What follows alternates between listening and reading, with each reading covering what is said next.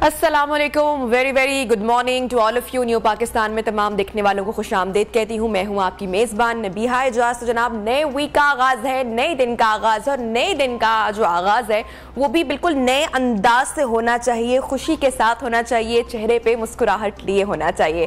तो नाज़रीन कराम, कल का दिन मेरे लिए, आपके लिए और हम सब के लिए बहुत ही अहम था। 14 अगस्त हमारी आज़ादी का दिन, जिस दिन अल्लामा इकबाल के ख्वाब की ताबीर कायद आज़म मोहम्मद अली जिन्ना के हाथों अंजाम पाए। 14 अगस्त 1947 का दिन, जिस दिन पाकिस्तान मार्ज़े वजूद में आया। कल का दिन इसलिए भी खास था क्योंकि पाकिस्तान अपनी डायमंड जुबली मना रहा था और कल मेरा पाकिस्तान 75 बरस का हो गया। बड़े खास मनाजर देखने को मिले। ऐसे मौके पर पूरे मुल्क को, तमाम शहरों को सजाया गया हरे सफेद रंग में। मुख्तलिफ तकारीब हुई और हर तरफ मेरा परचम सरबुलंद दिखाई देता रहा। खास तकारीब हुई और ऐसे में एक लम्हा बड़ा खास था जब एक नन्हे मासूम बच्चे ने हमारे मुल्क के वजीर आजम मियां शहबाज शरीफ से हाथ मिलाया और उनको अपने हाथों से केक भी खिलाया। आई विश कि मैं आपको, बल्कि अगर वीडियो मौजूद हो तो वो मैं आपके साथ शेयर भी कर सकूं। तो बड़े प्यारे प्यारे लम्हे कल पूरा दिन कैप्चर होते रहे। जश्न आज़ादी खूब मनाई गई। मतवालों की तरफ से भी काफ़ी रश भी था। ट्रैफिक भी का जो प्लान था वो भी मुकम्मल तरतीब दिया गया था।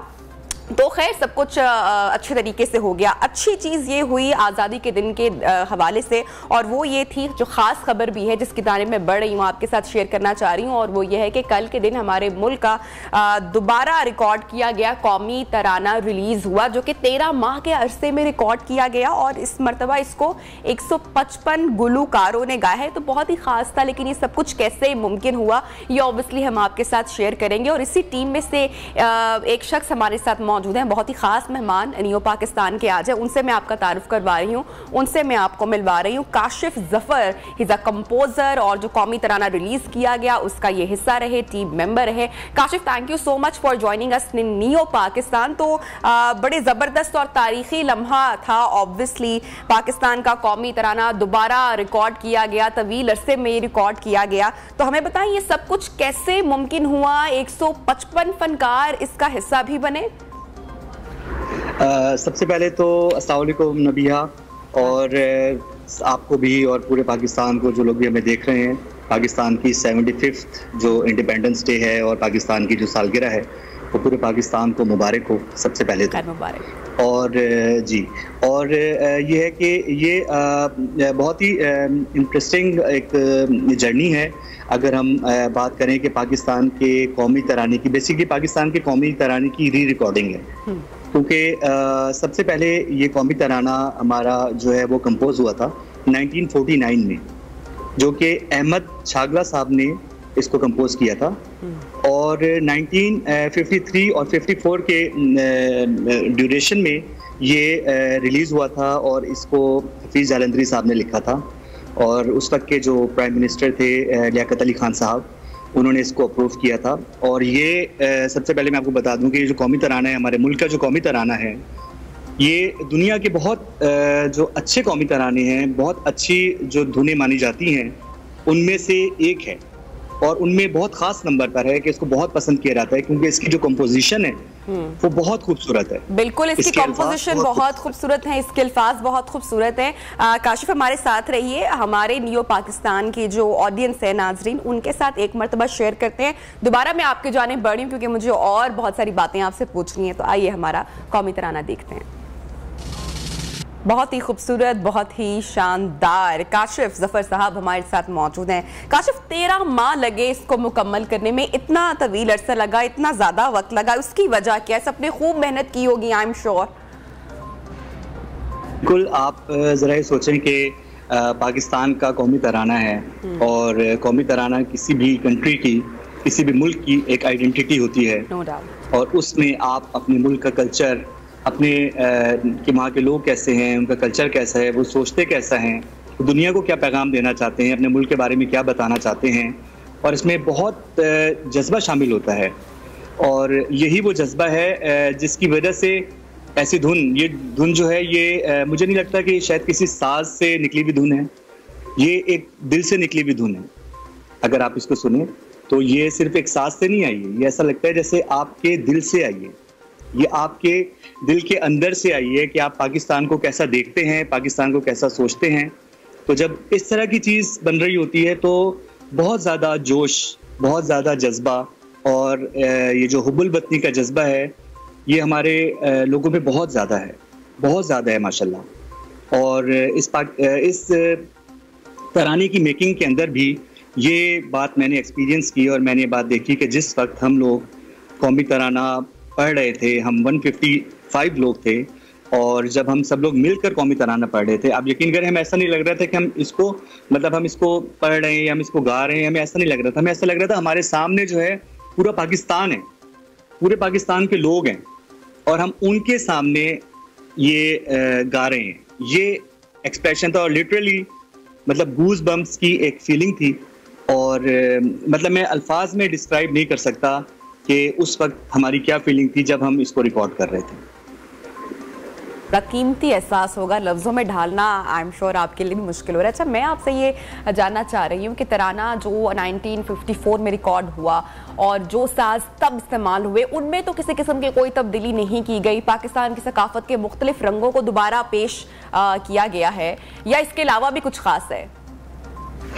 देखिए, जो इसमें म्यूजिकल स्कोर है ये ओरिजिनल म्यूजिकल स्कोर है जो अहमद छागला साहब ने 1949 में ये स्कोर तरतीब दिया था कौमी तराने का।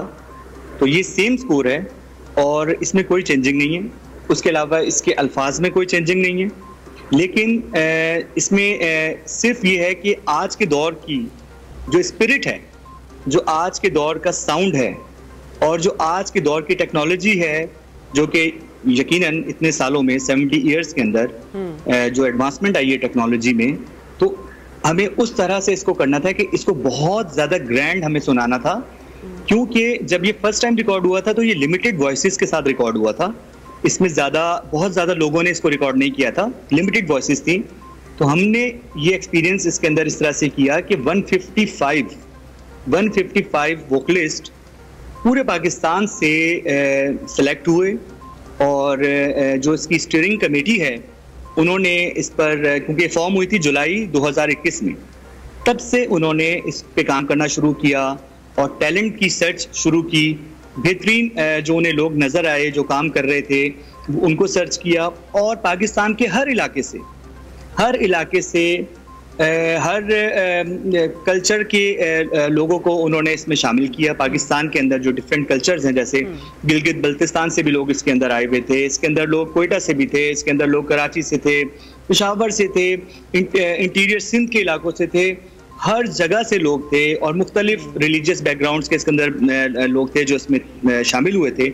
सही है, मुख्तलिफ डाइवर्स उनका जो है एक बैकग्राउंड था म्यूजिकल, जो लोग इसमें सेलेक्ट हुए और पूरे पाकिस्तान के लोगों ने अपने मुल्क को इस कौमी तराने के ज़रिए जो है रिप्रेजेंट किया और ये बहुत ही एक बहुत बड़ा इवेंट था। मतलब मैं आपको ये मैं आपसे फिर से कह रहा हूँ कि मैं आपको ये अल्फाज में नहीं बता सकता कि कौमी तराना गाने का जो एक्सपीरियंस था वो मुझे लगता है कि शायद मुझे अपनी ज़िंदगी का सबसे बड़ा एजाज़ लगता है कि मेरी आवाज़ कौमी तराने में शामिल है। ये मेरे लिए बिल्कुल मेरी बहुत जिंदगी का सबसे बड़ा कीमती लम्हा है और बहुत ही फख्र की बात है आपके लिए भी और हमारे लिए भी और उन तमाम लोगों के लिए जिसने इसमें शिरकत की, जो इसका हिस्सा बने। काशिफ, आपके लिए सबसे खास लम्हा, आई एम श्योर पूरी जर्नी, पूरा एक्सपीरियंस आपके लिए बहुत ही उम्दा रहा होगा, बहुत ही खास रहा होगा, लेकिन कोई एक लम्हा इसकी रिकॉर्डिंग के वक्त का जब आप इस पूरे प्रोसीजर का, इस पूरे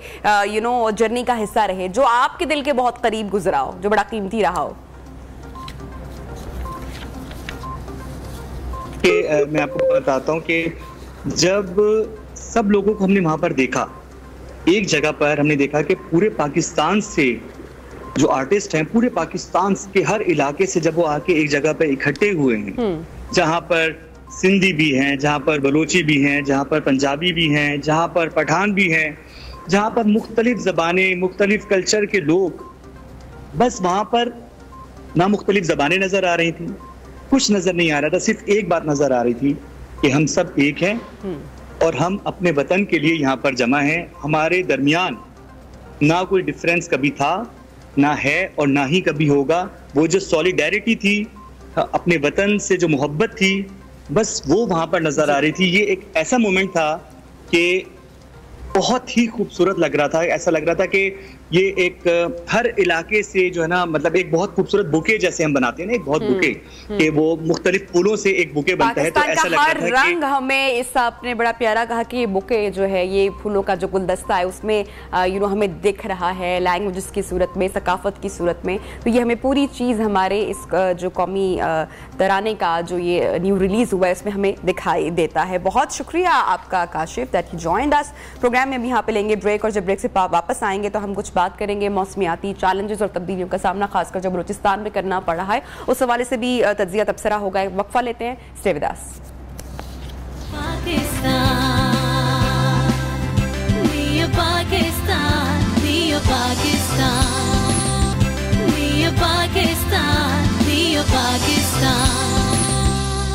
वेलकम बैक। प्रोग्राम में खुशामदीद आपको कहते हैं, और ख़बर यह है कि कौमी क्रिकेट टीम के साबिक कप्तान माया नाज खिलाड़ी सरफराज अहमद, जो कि हमारे कौमी हीरो भी हैं, उनको उनकी पर्सनालिटी को एज अ हीरो चौथी जमात के निसाब में शामिल कर लिया गया है, विच इज़ ग्रेट। बहुत अच्छी बात है, बड़ी अच्छी खबर है जो मैं आपके साथ शेयर कर रही हूँ। और इन तस्वीर भी आप देख सकते हैं, ये सिलेबस की निसाब की उर्दू की बुक है 4th क्लास की, इसमें शामिल किया गया है। और इन तस्वीरों में ये देखा जा सकता है कि एक मुकम्मल मजमून सरफराज अहमद के नाम से निसाब में शामिल किया गया। सोशल मीडिया पोस्ट पर सरफराज अहमद का लिखना है कि शुक्रिया, ये मेरे लिए एक बहुत बड़ा एजाज़ है। बतौर रोल मॉडल हम बच्चों को सिखाने की कोशिश करते हैं, मैं भी इन कोशिशों में अपना किरदार अदा करने के लिए हमेशा हाजिर रहूँगा। इसी हवाले से बात करेंगे, हमारे साथ मौजूद हैं प्रोफेसर सलमान आगा साहब और DG प्राइवेट स्कूल सिंध है। बहुत शुक्रिया आपके वक्त का, आपने वक्त निकाला हमारे प्रोग्राम के लिए। आगा साहब, आपसे मैं ये जानना वालेकुम अस्सलाम। सलमान रजा, प्रोफेसर सलमान रजा साहब, प्रोफेसर सलमान रजा साहब, माजरत आपके नाम के लिए। मैं आपसे ये जानना चाह रही हूँ कि सरफराज अहमद पाकिस्तान का माया नाज एक नाम है, एक बड़े क्रिकेटर हैं, और सिंध हुकूमत ने उनकी बायोग्राफी को बच्चों के निसाब का हिस्सा बनाया। इस बारे में कुछ बताइएगा, कितनी ये खुशाइन बात है? ये बड़ी अच्छी खुशाइन बात है, मगर और भी खेलों के लिहाज से जो बड़े बड़े नाम हैं उनका भी नाम आना चाहिए। एजुकेशन के हवाले से जो बड़े बड़े नाम गुजरे हैं हमारे मारूफ साइंसदान, उनके नाम भी आना चाहिए, ताकि बच्चों में एक जज्बा उजागर हो हर लिहाज से, और उनको भी अपने रोल मॉडल इंतखाब करने में आसानी हो। और जब ये वो मुख्तलिफ महकमों से रोल मॉडल देखेंगे, चाहे वो खेल का शोबा हो, चाहे वो तालीम का शोबा हो, या किसी और इदारे का एक रोल मॉडल हो, तो वो बच्चों के पास बहुत ज़्यादा सिलेक्शन होगी कि वो अपना रोल मॉडल खुद सेलेक्ट कर सकें।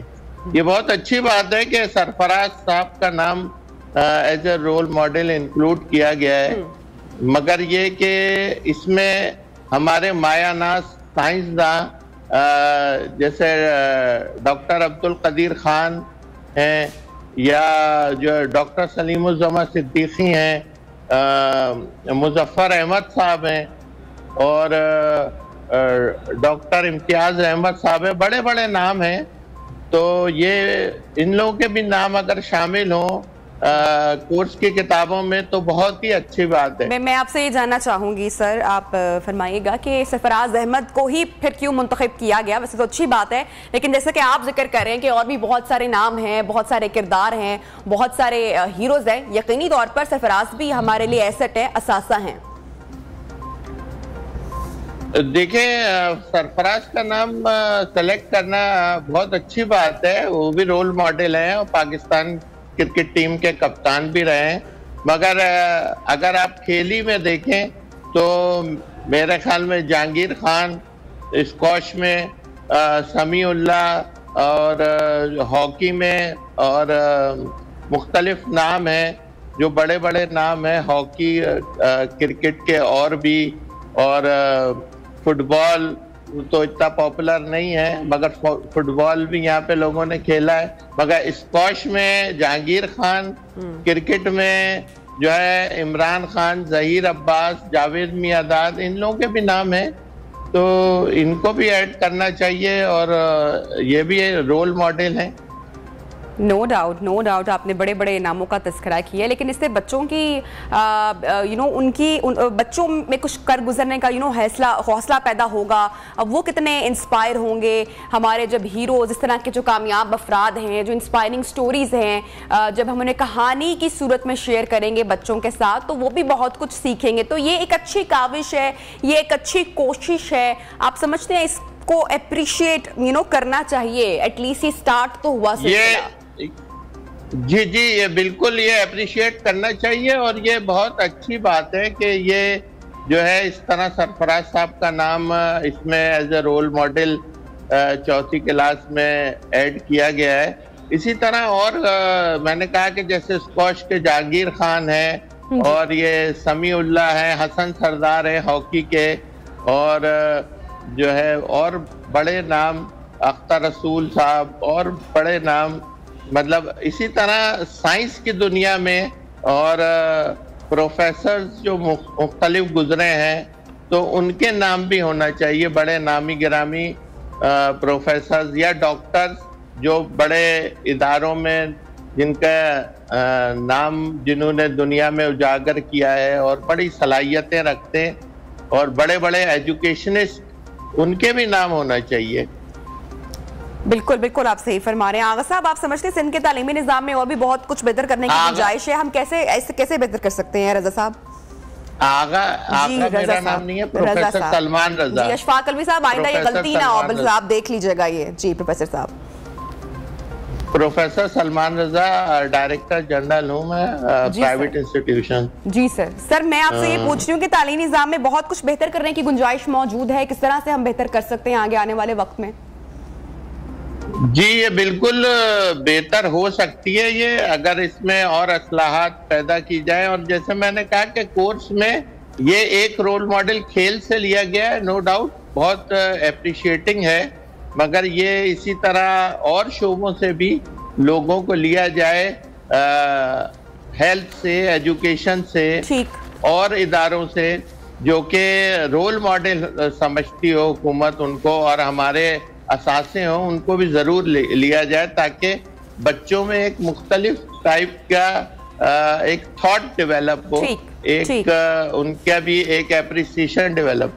बहुत शुक्रिया प्रोफेसर सलमान रजा, डीजी प्राइवेट स्कूल सिंध, हमारे साथ इन कॉन्वर्सेशन थे, नियो पाकिस्तान में मौजूद थे। बहुत शुक्रिया आपका फॉर ज्वाइनिंग अस। लेंगे break, stay with us. Neo Pakistan, Neo Pakistan, Neo Pakistan, Neo Pakistan. नाज़रीन कराम, पाकिस्तान के बेशतर इलाके शुमाली इलाकों से लेकर जनूबी पंजाब और बलूचिस्तान के इलाके अभी सैलाब की पहले स्पेल से संभल कर नहीं पाए थे कि बलूचिस्तान और जनूबी पंजाब को सैलाबी रैलों ने अपनी लपेट में ले लिया, और सैलाब से तबाह हाल बलूचिस्तान फिर से मुश्किलात में मुब्तला हो चुका है। कोल्लू की बात की जाए तो यहाँ पर तूफानी बारिश के बाइस, सैलाबी सूरत हाल के बाइस कई कच्चे मकानात गिर गए हैं, तबाह हो गए हैं। कोल्लू, कोयटा, कौमी शाहरा पर मुख्तलिफ मकामात पर ट्रैफिक की आमदोरफ्त मुतासिर हुई है। तूफानी बारिश और सैलाब के सबब जश्न आज़ादी का मरकजी तकरीब वो भी मुलतवी कर दी गई। इसके अलावा भी काफ़ी नुकसान हुआ है। सैलाबी रेले से किला अब्दुल्ला में तकरीबन 200 से ज़ायद मकानात मुतासिर हुए हैं। बेशतर राब्ता सड़कें, पुल बह गए हैं। 3 रोज के दौरान हलाकतों की तादाद 8 तक पहुंच चुकी है। पंजाब में आज से 16 अगस्त तक यानी कि कल तक बारिशों के बारे में कहा जा रहा है कि दरियाई चिराग में पानी की सतह मसलसल बुलंद हो रही है और राजनपुर में सैलाबी सूरत हाल भी है। इसी हवाले से बात करेंगे, हमारे साथ मेहमान मौजूद हैं। फरा अजीम शाह, तर्जुमान बलोचिस्तान हुकूमत, और साथ हमें ज्वाइन किया है Mohammad Aslam, director regional met Lahore. बहुत शुक्रिया आप दोनों मेहमानों का फॉर ज्वाइनिंग अस। फरा साहिबा, पहले मैं आपकी जानिब आऊंगी। बलोचिस्तान में बारिशों की वजह से सैलाबी सूरत हाल बन गई है। बलोचिस्तान के कौन कौन से इलाके दोबारा मुतासिर हुए हैं? बड़ी खौफनाक सिचुएशन है। जी, बिस्मिल्लाहिर्रहमानिर्रहीम। देखिए, इस तरह है कि जिस तरह किला अब्दुल्ला और मूसा खेल का इलाका, 2 दिन पहले किला अब्दुल्ला में सिचुएशन क्रिटिकल थी और वहाँ पर एक डैम को नुकसान पहुँचने की वजह से जब पानी ने ओवरफ्लो किया है तो डैमेजेस भी हुए हैं। लोगों के जो रिहायशी इलाके हैं वो भी डैमेज हुए हैं और इसके साथ साथ कैजुअलिटीज भी हुई हैं। इसके साथ साथ ये जो मूसा खेल का इलाका है, इसमें 2 इलाके हैं, पूरा मूसा खेल नहीं, तहसील ब्रुक और यूसी राना शम, ये 2 इलाके हैं जहाँ पर पानी का जो बहाव है वो बहुत ज्यादा तेज है और राना शम का जो इलाका है वहाँ पर सैलाबी रेला जो है वो गुजर रहा है। अभी थोड़ी देर पहले मेरी इंतजामिया से बात हुई थी तो 11 बजे तक उन्होंने कहा था कि पानी उतर जाएगा और सारी जो टीम है वो वहाँ पर हाई अलर्ट है। पहले भी जितनी भी डिस्ट्रिक्ट इंतजामिया थी PDMA की तरफ से उनको रेस्क्यू एंड रिलीफ के जो भी आइटम्स थे, जो भी टीम्स थी, वो प्रोवाइड उनको कर दिए गए थे। अब जिस तरीके से लेटेस्ट सिचुएशन, ये जो नया स्पेल है जिससे हम गुजर रहे हैं और अभी प्रेडिक्शन ये हुई है कि 18 तक इसने जारी रहना है, तो इस हवाले से देखिए टीम जितनी भी हैं वो सारी मुतहरिक है और जितने भी स्टेक होल्डर्स हैं वो सब हाई अलर्ट हैं। और मैम जो इलाके मुतासर हुए हैं वहाँ इनखला और रिकवरी का सिलसिला जारी है, किसी किस्म के कोई वसाइल की कमी का सामना तो नहीं करना पड़ रहा? जी देखिए, अभी मैं आपको ये बताऊं, जो लेटेस्ट रिपोर्ट मेरे पास आई है वहाँ पर ये बताया जा रहा है कि लोग अभी पानी में कोई नहीं फंसे हुए। हाँ, अभी जो रिलीफ आइटम्स हैं वो पहले भी पहुंचा दिए गए थे और अब मजीद भी, जिस तरह मैंने आपको बताया कि राना शम ये जो इलाका है इधर से अब पानी का रेला गुजर रहा है, ये 11 बजे तक उनकी इत्तला के मुताबिक ये पानी उतर जाएगा। हमारी टीम्स जो है वहाँ पर खड़ी हैं। अच्छा, जो कैजुअलिटीज अभी तक हुई हैं टोटल जो हो गई हैं वो 197 है और कंपनसेशन जो था चीफ मिनिस्टर की तरफ से और प्राइम मिनिस्टर की तरफ से जो अभी ऐलान किया था, तो इसको प्रोसेस को बहुत एक्टिव और क्विक बनाया गया था। तो 10-10 लाख रुपए फी खानदान को प्रोवाइड कर दिए गए हैं। इसके साथ साथ आपको पता है कि रिसोर्सेज तो बलूचिस्तान के बहुत ज्यादा कम है, लेकिन रिहेबिलिटेशन ये हमने जरूर पूरा करना है। लोगों की खड़ी फसलें तबाह हो गई हैं, लाइफ स्टॉक तबाह हो गए हैं, घर डैमेज हो गए हैं। तो इस हवाले से बहुत से हम ऐसे स्टेक होल्डर्स हैं, NGOs नेशनल लेवल की, इंटरनेशनल लेवल की, ओशा की अभी चीफ की एशिया पैसिफिक की, उनसे मेरी पिछले दिनों मुलाकात हुई थी। हमने रिहेबिलिटेशन, लोगों के नुकसानात को जितना बलूचिस्तान हुकूमत से हो सकेगा वो उनको ओवरकम करेगी। हम अपनी आवाम को कभी भी तनहा नहीं छोड़ेंगे। अभी भी मैं आपको बताऊं कि जिस तरीके से इधर मैं नाम लेना चाहूंगी अखुवत के जो डॉक्टर अमजद हैं, पिछले दिनों उनसे भी मेरी मुलाकात हुई थी। तो अब हम मॉडल विलेजेस बनाने जा रहे हैं बलूचिस्तान में। अगर आपने नबिया देखा हो, आबादी जो है बड़ी स्कैटर्ड है बलूचिस्तान में। अगर 100 घर का विलेज एक जगह है तो बहुत किलोमीटर दूर जाके 150 घर का विलेज होगा। लोग अपनी जगह छोड़ने को तैयार नहीं होते, तो हमें सहूलतें उनके डोर स्टेप पर देनी है। ये चीफ मिनिस्टर ने कहा है कि ऐसे प्लान हमने बनाने हैं, नए शहर हमने आबाद करने हैं और इस तरह की जो फैसिलिटीज हैं, बेसिक फैसिलिटीज हैं, वो हमने डोर स्टेप पे देने, क्योंकि लोगों की ना आबाई जगह होती हैं, वो लोग नहीं तैयार होते छोड़ने के लिए। तो हमने अब इस किस्म के प्लान्स बनाना शुरू कर दिए हैं। इंशाल्लाह with in a couple of months इसकी जो रिजल्ट है वो ऑन ग्राउंड आप देखेंगे। अभी जो हमें मुश्किलात का सामना है, आपके प्रोग्राम के तवज्जुह से मैं पूरे पाकिस्तान को ये पैगाम देती हूँ कि सब एक प्लेटफॉर्म पे और यूनाइटेड इकट्ठे होकर सिर्फ और सिर्फ उस गरीब आवाम के बारे में सोचें, अफेक्टिव के बारे में सोचें कि अभी हमें उन तक पहुंचना है, उन्हें बचाना भी है। फराह साहिबा, हुकूमत बलूचिस्तान और वफाक इस हंगामी सूरत हाल में इस वक्त मुकम्मल कनेक्टेड हैं? जी बिल्कुल मुकम्मल कनेक्टेड है। प्राइम मिनिस्टर ने बल्कि 14 अगस्त भी अफेक्टिव के साथ मनाना था, लेकिन कुछ इश्यूज की वजह से उनका प्रोग्राम जो था वो पोस्टपोन हो गया। इसके साथ साथ प्राइम मिनिस्टर दोबारा आ रहे हैं, कई बार वो खुद अफेक्टिव के पास जा चुके हैं। चीफ मिनिस्टर भी खुद इलाकों का दौरा कर रहे हैं। हमारे मिनिस्टर PDMA, जितने भी स्टेक होल्डर्स हैं, आर्मी का मैं यहाँ नाम लूंगी कि army heads of two army, FC जो है वो सब मुतहरिक हैं, हेलीकॉप्टर्स इस ऑपरेशन में शामिल हैं। लेकिन मैं आपको ये बताऊं, देखें कई हो सकता है कि कुछ ऐसे इलाके हों जहां हमारी टीम ना पहुंच पाई हो ड्यू टू सर्टेन इश्यूज, वरना नहीं तो हमारी टीम मुतहरिक हैं, फील्ड में मौजूद है। हम हर जगह पहुंचेंगे। अगर कहीं नहीं पहुंच रहे तो आप मेंशन करें, हम हर जगह पहुंचेंगे। जी अच्छा फराह साहिबा, कितने अफराद इस वक्त इमदादी कैंप्स में मौजूद हैं? हुकूमत के साथ साथ मुखय्यर अफराद भी क्या बढ़ चढ़ कर सपोर्ट कर रहे हैं, किस तरीके से? देखिए, मैं आपको बताऊं कि on the instructions of, according to the instructions of chief minister, हमारी मुलाकातें जो हैं वो हो रही हैं।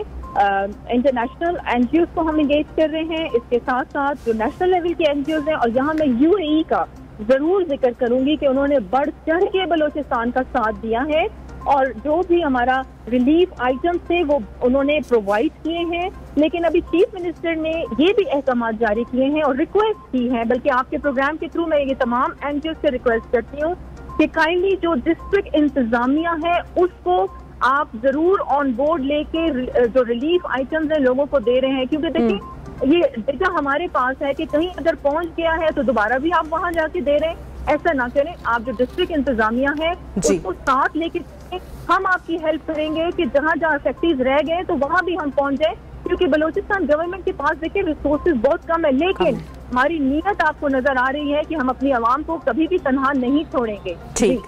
ठीक फरा साहिबा, बहुत शुक्रिया आपने हमें ज्वाइन किया प्रोग्राम में। फरा अजीम शाह, तर्जुमान बलूचिस्तान हुकूमत, तमाम तर जो सिचुएशन इस वक्त है बलूचिस्तान में उससे मुतल्लिक हमारे साथ शेयर करी थी facts. Mohammad Aslam, director regional met Lahore हमारे साथ मौजूद हैं, ज्वाइन किया, उनसे बात करते हैं। बहुत शुक्रिया असलम साहब for joining us in new Pakistan. Punjab में बारिशों के बारे में क्या मालूमात है ये स्पेल से मुतल्लिक?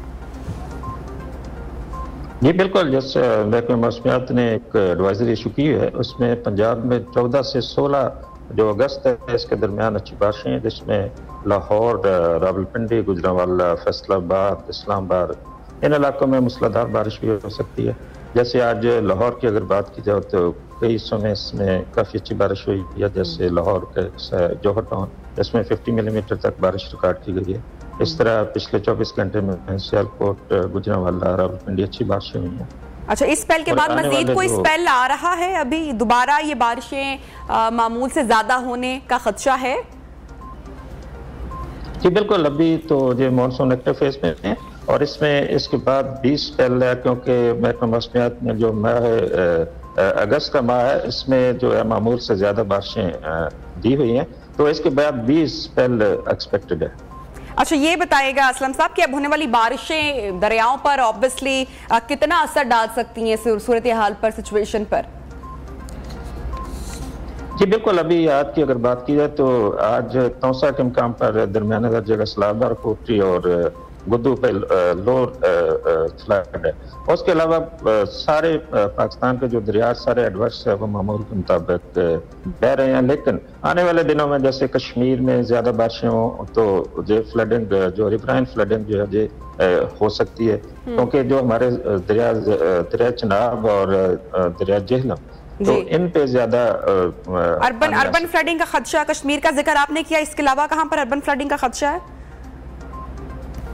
जी अर्बन फ्लडिंग जैसे मैंने आपको कहा कि जो पंजाब के मुख्तलिफ इलाका, जैसे मैंने अभी नाम लिया था मुख्तलिफ शहरों का, लाहौर, रावलपिंडी, इस्लामाबाद, गुजरांवाला, फैसलाबाद, सियालकोट, इनमें अर्बन फ्लडिंग हो सकती है। ठीक, एनडीएम में कोई सवाल से मुकम्मल अलर्ट जारी कर दिया गया है?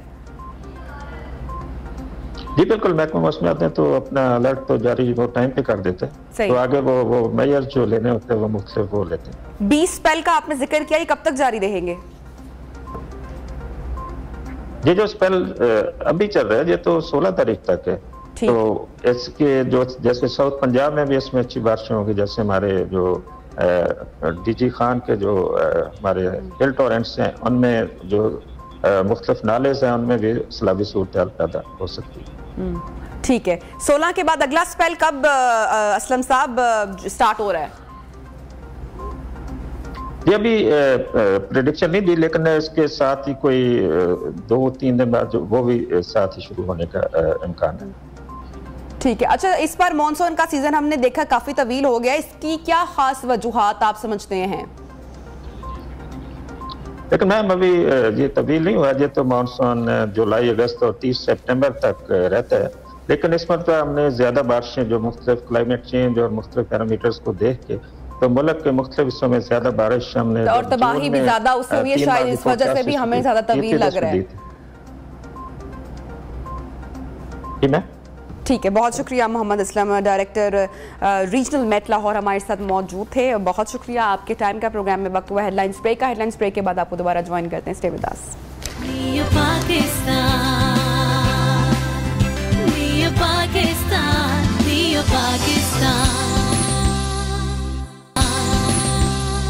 Welcome back and good morning once again. तो नाज़रीन कराम, तालीम के साथ साथ खेलों की सरगर्मियों में नाम कमाने वाले बच्चे बहुत ही खास होते हैं। हासिलपुर में दानिश स्कूल की मुकद्दस फातिमा और उनकी टीम ने सिंगापुर में होने वाले इंटरनेशनल नेटबॉल सीरीज जूनियर के मुकाबलों में कामयाबी हासिल की है। मुकद्दस फातिमा पढ़ाई के साथ साथ अपने खेलों की सरगर्मियों में भी नुमाया कारकर्दगी उनकी रही और हमारे साथ वो मौजूद हैं। इस वक्त उनसे बात करते हैं। Muqaddas, thank you so much for joining us and congratulations, बहुत आपको मुबारक हो आपकी कामयाबी पर। यह बताएं, सिंगापुर में होने वाले मुकाबलों में शिरकत करना कैसा रहा एक्सपीरियंस आपका? Thank you so much for congratulation.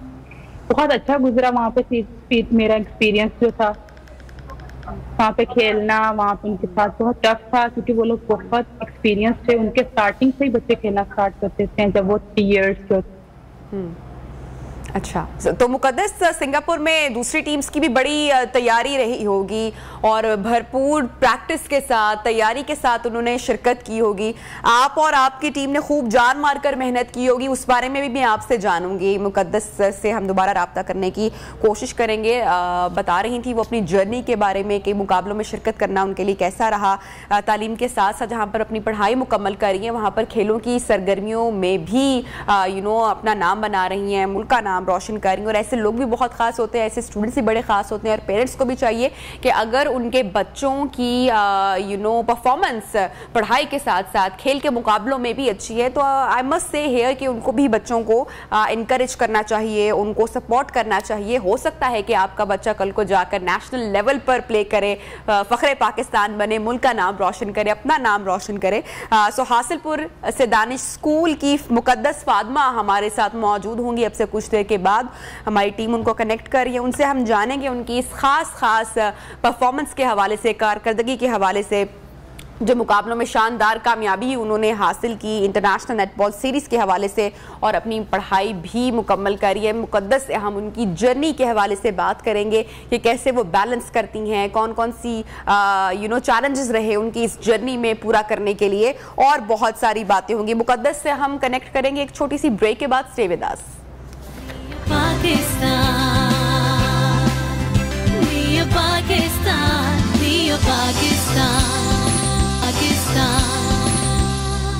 Welcome back नाज़रीन। तालीम के साथ साथ खेलों की सरगर्मियों में नाम कमाने वाले बच्चे बहुत ही खास होते हैं, और एक ऐसे ही खास मेहमान से हम आज आपकी मुलाकात करवा रहे हैं जिन्होंने और उनकी टीम ने सिंगापुर में होने वाले इंटरनेशनल नेटबॉल सीरीज जूनियर के मुकाबलों में कामयाबी हासिल की। हमारे साथ मौजूद है एक मरतबा फिर से मुकद्दस फातिमा साहिबा।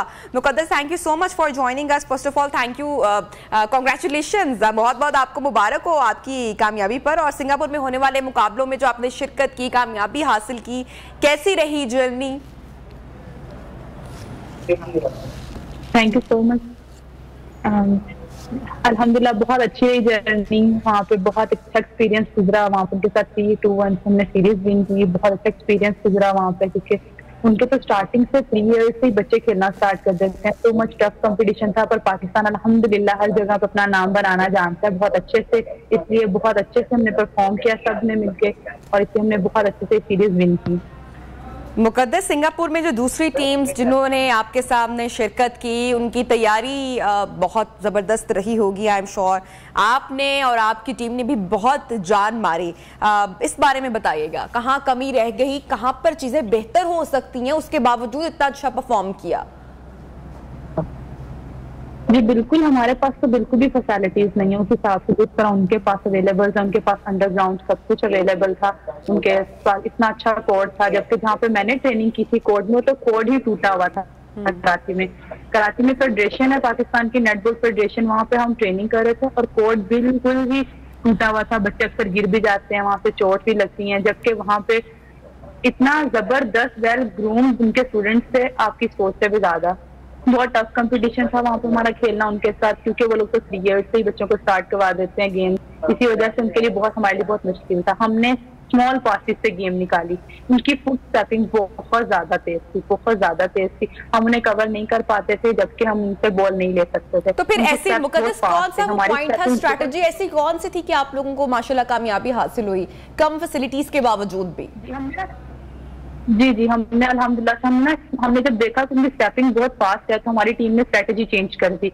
हमने फौरन से शॉर्ट पासेस से गेम चलाई। वो लॉन्ग पास से खेलते थे, तो हमने शॉर्ट पास से गेम चलाई। इस तरह से हम फाइनली विन कर गए उनसे series. That's amazing, that's great. अच्छा मुकद्दस, जो दानिश स्कूल में जो बच्चे पढ़ाई के अपने अखराजात पूरे नहीं कर पाते हैं, बर्दाश्त नहीं कर पाते हैं, उनके लिए ये प्रोजेक्ट बहुत अहम होगा। जी बिल्कुल, अल्हम्दुलिल्लाह। मैं तो कहती हूँ बहुत सारे स्टूडेंट्स ऐसे हैं जो बिल्कुल ही, देखिए स्कॉलरशिप अवेलेबल है, आउट ऑफ कंट्रीज में भी अवेलेबल है, पाकिस्तान यूनिवर्सिटीज में भी, कॉलेजेस में भी स्पोर्ट्स बेस्ड एडमिशन अवेलेबल होते हैं।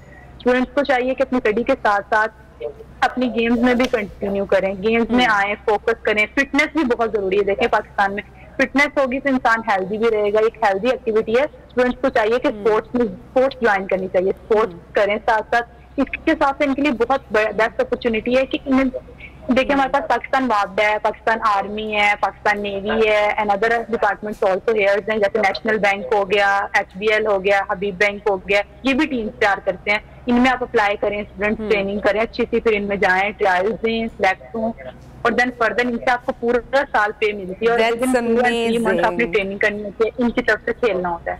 ग्रेट। मुकद्दस, मुझे बताओ कि आने वाले दिनों में क्या प्लान है, क्या इरादा है, अमली जिंदगी में क्या आगे बनने का इरादा है? अमली जिंदगी में इंशाल्लाह एक अच्छा स्पोर्ट्समैन बनने का इरादा है। जिस इलाके से मैं बिलोंग करती हूँ तो बहुत बैकवर्ड एरिया है। पाकिस्तान की टीम में खेलने का बहुत इरादा है। जैसे कि मैं जूनियर टीम में गई थी, इंशाल्लाह I try my best. Pakistan senior जब सिंगापुर टीम जाए नेक्स्ट टाइम में कहीं और जाए एशियन चैंपियनशिप के लिए, वहां पे मेरा नाम आया अल्हम्दुलिल्लाह। बहुत अच्छे से ट्रेनिंग करूंगी इसके लिए। और फर्दर पाकिस्तान अब हमारे लिए तो चाहिए ना गवर्नमेंट को कि गर्ल्स के लिए फैसिलिटीज बनाए ताकि वो वहां पर। मुकद्दस, आपकी फैमिली में ने आपको बहुत सपोर्ट किया होगा, जिस तरह से आप अपने इलाके का भी जिक्र कर रही हैं कि वहाँ पे इतनी उस तरह से अवेयरनेस नहीं है, फैसिलिटीज़ नहीं है।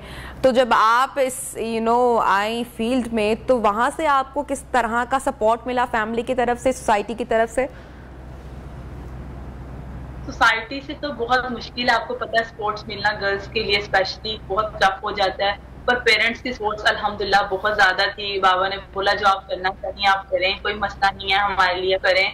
अगर आप पाकिस्तान टीम में आना चाहते हैं, खेलना चाहते हैं तो खेलें। फैमिली ने बहुत सपोर्ट किया अल्हम्दुलिल्लाह। मुझे फैमिली की सपोर्ट थी, इसीलिए तो आज मैं इसमें पहुंचे।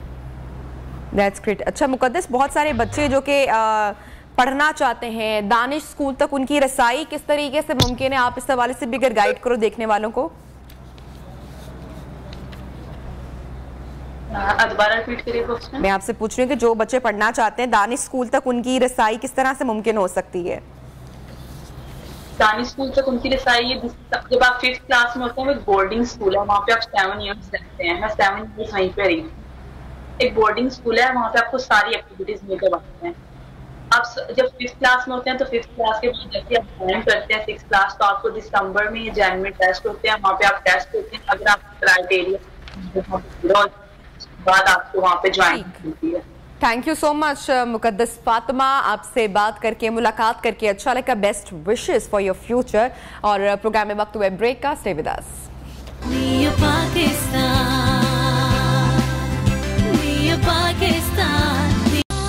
Welcome back. प्रोग्राम में आपको खुशामदीद कहती हूँ। नाज़रीन किराम, पाकिस्तान तहरीक इंसाफ ने नेशनल हॉकी स्टेडियम में भरपूर जलसा किया। इमरान खान साहब ने वही अपना मौला जट वाला रिवायती अंदाज नहीं छोड़ा, सबको खूब ललकारा, धमकियां दी, जलसों का ऐलान किया। खान साहब ने कहा कि मुझ पर केसेस का प्लान तैयार है, कुछ भी कर लो, डील नहीं करूंगा, अमेरिका से दोस्ती चाहता हूं, गुलामी नहीं, इंपोर्टेड हुकूमत को फारिग करने तक जिद्दोजहद जारी रहेगी। नाज़रीन, दिलचस्पी की बात यह है कि जैसे ही पाकिस्तान तहरीक इंसाफ ने हॉकी स्टेडियम का इंतखाब किया और पंजाब हुकूमत ने फौरी तौर पर हॉकी स्टेडियम को जलसागाह में तब्दील कर दिया। ये सोचने वाली बात है अगर आप इस पर गौर करें कि हॉकी स्टेडियम की ऑस्ट्रो ट्रफ 2019 से उसकी तब्दीली होने वाली थी, मगर ऐसा नहीं हो सका और किसी को होश नहीं आया इतने वक्त तक। लेकिन जैसे ही जलसे का ऐलान होता है, ट्रफ सिर्फ चंद ही घंटों में उतार दी जाती है। वैसे ही अच्छा तरीका है कि जहां जहां के काम उल्टे हों वहां खान साहब का जलसा रख लिया जाए, फिर देखेंगे काम किस तरह से आगे बढ़ता है। खैर, ये तो बहरहाल एक बात थी। आगे बढ़ते हैं, हमारे जो मेहमान हैं उसके ऊपर उनसे हम तज्जिया लेंगे पूरी सूरत हाल के ऊपर, खान साहब के खिताब के ऊपर, होने वाले जलसे के ऊपर। हफीजुल्लाह नियाजी साहब, बहुत बहुत शुक्रिया, आपने ज्वाइन किया हमें प्रोग्राम नियो पाकिस्तान में। इमरान खान साहब का अंदाज वंस अगेन जारहाना था थोड़ा सा, और खान साहब हुकूमत पर खूब तनकीद करते रहे, इलेक्शन कमीशन पर, हुकूमत को जल्द इंतखाबात पर आमादा, मतलब कि प्रेशराइज करने के हवाले से बात करते रहे। कैसे देखते हैं आप उनके खिताब को, जलसे को? देखें जी, पहली बात तो यह है कि मैं इसको एक मुख्तलिफ जाविये से देखता हूँ हॉकी स्टेडियम के जलसे को। जी, हॉकी स्टेडियम जो है ना, ये बहुत छोटा स्टेडियम होता है। ये मेरा ख्याल है कि इसके अंदर जो सीटिंग कैपेसिटी है ये 15-16 हजार से ज्यादा नहीं होनी चाहिए। अगर 15-16 हजार की सीटिंग कैपेसिटी है तो उसके जो ग्राउंड है उसके अंदर 7-8 हजार बंदा आना चाहिए। कज़ाफी स्टेडियम बहुत बड़ा स्टेडियम है, किस जमाने में एथलेटिक स्टेडियम था, उसको क्रिकेट स्टेडियम में कन्वर्ट किया गया। उसमें सीटिंग कैपेसिटी जो है 25-26 हजार है या 24 हजार है। और हॉकी स्टेडियम की यकीनी तौर पर मेरा अंदाजा नहीं है, लेकिन वॉट एवर मैक्सिमम उसमें 20-22 हजार बंदे आ सकते हैं। अगर 30 हजार बंदे भी फर्जी आ गए उसमें, जो कि नामुमकिन है जी, तो उसमें इमरान खान साहब ने पहले तो ये अचीव किया होगा कि वो चूंकि देख रहे हैं कि जलसे जो हैं वो जो वहां से मौजूद उसको यूज कर रहे हैं बड़े ही इंटेलिजेंटली, ये उसको all marks to Imran Khan, उसको वो अपने इस बेनिफिट में जो ऑप्टिक्स चाहते हैं, क्योंकि मीडिया पे वो जलसा आपको पता है कि ऐसा दिखाया जाता है कि सारे चैनल जो हैं सारे प्रोग्राम रोक के इमरान खान साहब को जलसा दिखा रहे होते हैं। तो वो जो असल वहां पे और उस क्राउड को दिखा के, जैसे कि वो बाहर के मुल्कों में होता है ना, पाकिस्तान में तो रिवाज नहीं है, एक टीम खेल रही होती है और फिर चेयर लीडर जो होते हैं ना, या होम क्राउड जिसको कहते हैं, वो होम क्राउड जो होता है वो लोग चेयर करने के लिए होते हैं, उसका जोशो खरोश लोगों तक मुंतकिल होता है। वहां से कुछ ऑप्टिक्स दिखाए जाते हैं कि एक बंदा है जी लूला लंगड़ा बैठा है, एक औरत को रो रही है, एक औरत जो है वो डांस कर रही है। ये वो चीजें हैं जो कि उन्होंने मैस्मराइज किया हुआ है खास क्राउड को। लेकिन इसमें मसला क्या है, जलसा जो है वो उसमें हासिल क्या करना चाहते थे, कोई ऑब्जेक्टिव होने चाहिए। पहला जलसा मैंने देखा इमरान खान साहब को, ऐसे तो खैर बेशुमार देखे जिससे मिलते जुलते हैं कि जिसके अंदर कोई मैसेज नहीं है, वो जलसा नियाज़ी साहब जो खान साहब इलेक्शन कमीशन पर और हुकूमत पर जो प्रेशर अब तो बिल्डअप कर ही रहे हैं ना, कोई आज से नहीं करे, कितनी देर से कर रहे हैं, लेकिन हुकूमत जो है वो किसी तरह जल्द इलेक्शन पर आमादा होता दिखाई नहीं देती। तो जलसा करने का मकसद भी यही है प्रेशराइज हो जाए। अब मैं ये उधर ही आ रहा हूँ, अगर आपके पास 2-3 मिनट है तो बता देता हूँ।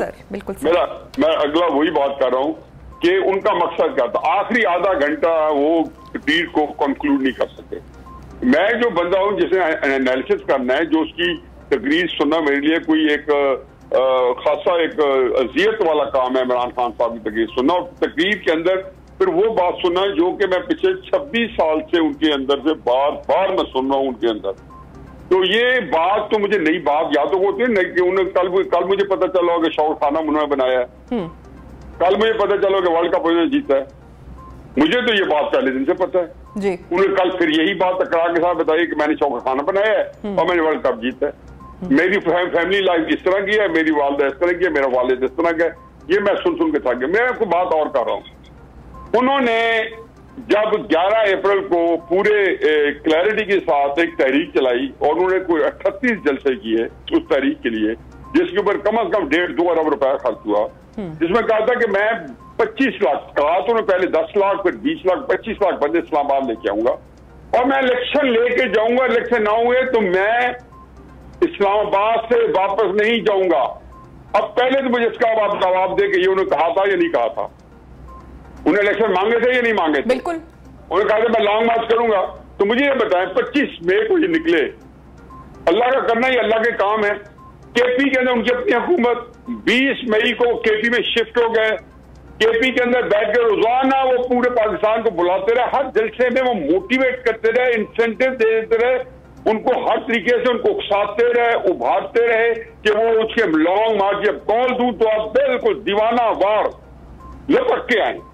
तो क्या 25 मई को तो आ ना सके क्यों? रशकीब के करीब जब जहां केपी ने इकट्ठा होना था वहां बंदा ने बंदे की जात पीछे मुड़ के देखा तो जानिसार में एक नहीं है। जो इमरान तेरे जानिसार बेशुमार बेशुमार नारे तक तो बहुत ज्यादा थे जब उस वक्त। फिर वो जब 26 सुबह को आए तो क्या उन्होंने इलेक्शन लेके गए या आज धरने की जगह बैठे हैं? उन्होंने क्या कहा था कि या मैं इलेक्शन दोगे या मैं यहीं बैठू इस्लामाबाद में। ना इलेक्शन हुए ना इस्लामाबाद बैठे। फिर उन्होंने कहा 6 दिन में दे तो मैं जा रहा हूं। जो मेरे पास असला बरदार है, ये आपने किसी ने तकरीर में उनकी ये बात गौर नहीं की कि मेरे पास असला बरदार है और मैं नहीं चाहता हूं ब्लड शेड हो।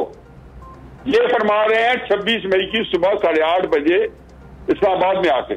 चलो 6 दिन बाद तरीके साहब वाले बेचारे मेरे पास आए और कहते हैं जी मेरा ख्याल है खान साहब से वादा हो गया और 6 दिन के अंदर जो है ना इलेक्शन होने वाले हैं। वो भी ना हुए। देखिए इमरान खान ने उसके बाद एक बयानिया तब्दील किया। ये उनका पहला बयानी नंबर 1 था कि इम्पोर्टेड हुकूमत।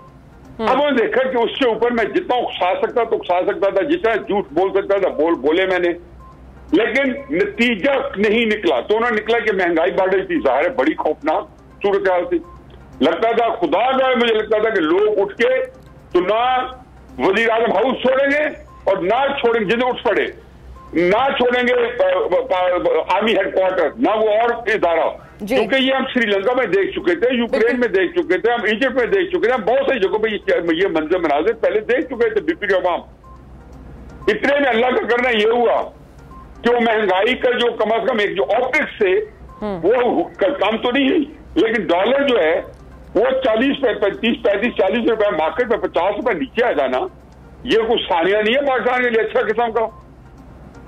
और फिर उसके बाद पेट्रोल की प्राइस। साहब मैं आपसे ये जानना चाह रही हूँ कि वो बार बार बात करते हैं कि इंतखाबात पर कन्विंस किया जाए, इंतखाबात के ऊपर एक पेज पर आया जाए, लेकिन इलेक्शन कमीशन पर मुसलसल तनकीद करते रहते हैं। आगे जी आपको टाइम कम है जी सर, दो फिक्र आप करने दें। जी सर। चुनाचे महंगाई का बयानिया खर्च हो गया, अब ये बयानी नंबर 2 था।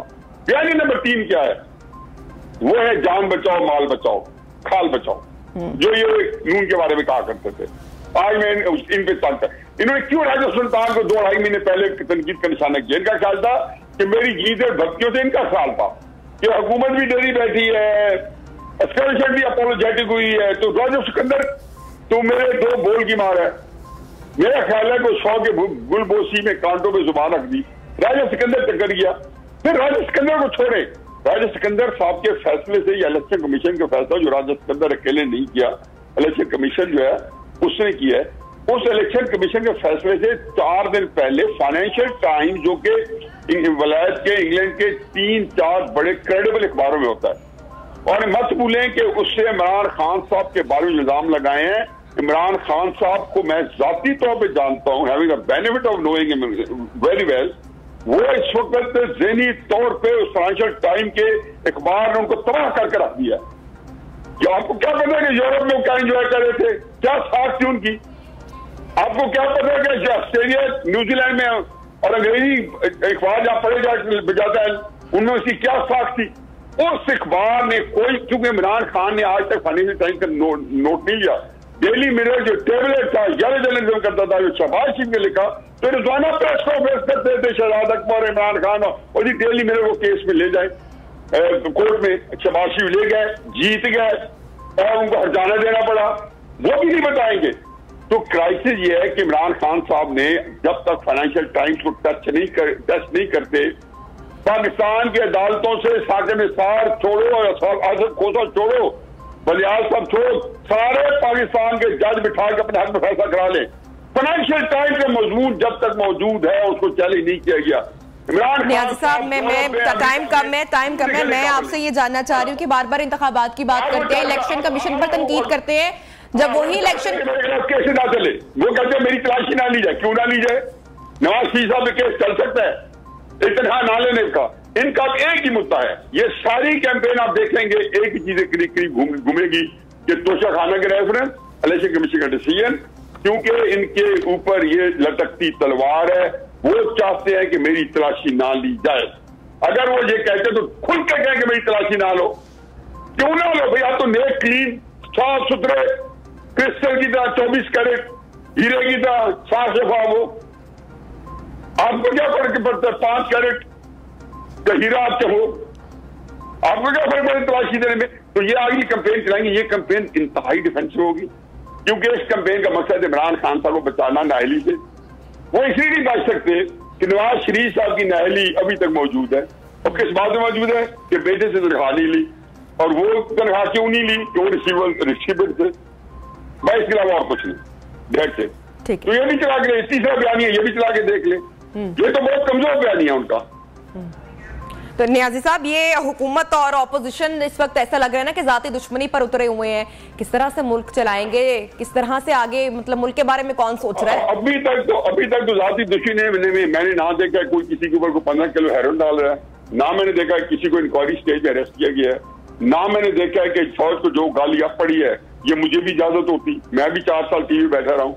मुझे तो इलेक्शन कमीशन की 25 जुलाई की ट्रांसमिशन में से जियो ने मिडल ऑफ द ट्रांसमिशन उठा दिया था कि आपके बारे में हुक्म आया कि इनको उठा दिया जाए। मेरे पे तो 1 महीने की पाबंदी लग गई थी। मुझे बताया मैंने क्या किया था, मैंने क्या फौज को गाली दी थी?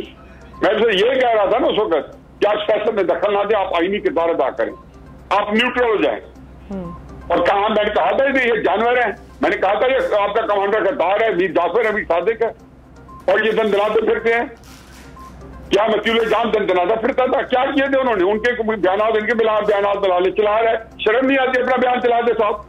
कह रहे जी नवाज शरीफ कह रहे कि बाजवा साहब, फैज शबीर साहब, आप आईनी किरदार अदा करें। ये बहुत जुल्म किया नवाज शरीफ साहब ने कहते, बाकी बहुत जुल्म किया कि जी ये इदारे जो है वो हमारे ऊपर ठोस रहे, RTS बैठ गया है और ये सारा फौज ने कराया है। अब शुक्र है कहने की इजाजत मिली है। एक्सटेंशन पहली दफा 2019 में किस तरह अल्लाह के फजल कर डिस्कशन में आई है, आज तक आई थी पहले। तो ये अपने बयान भी चला दें। देखिए क्राइसिस ये है कि इमरान खान साहब के साथ उनके साथियों के साथ हुआ क्या है। नियाज़ी साहब, वक्त हमारे पास बिल्कुल खत्म हो रहा है। बहुत शुक्रिया आपका, आपने वक्त निकाला हमारे प्रोग्राम न्यू पाकिस्तान के तजिया सामने रखते। नाज़रीन, हम आपको बताएं चिक ब्रांड के हवाले से, चिक पाकिस्तान एक ऐसा ब्रांड है जो कि ब्रांड्स को जिद्दत और तखय्युल को यकजा करता है। चिक पाकिस्तान बेहतर सर्विस फराहम करता है। चिक पाकिस्तान जिंदगी के खूबसूरत एहसास का नाम है। होम इंटरनेट के जरिए स्मार्ट लाइफ का ख्वाब सिर्फ चिक पूरा करे, और ये एक stylish fashionable smart home appliance brand है। फुल डिजिटल इन्वर्टर रेफ्रिजरेटर है, 137 घंटे कूलिंग बैकअप और बहुत कुछ है। इसके फीचर्स आपको इसमें मिलेंगे। सवाल बड़ा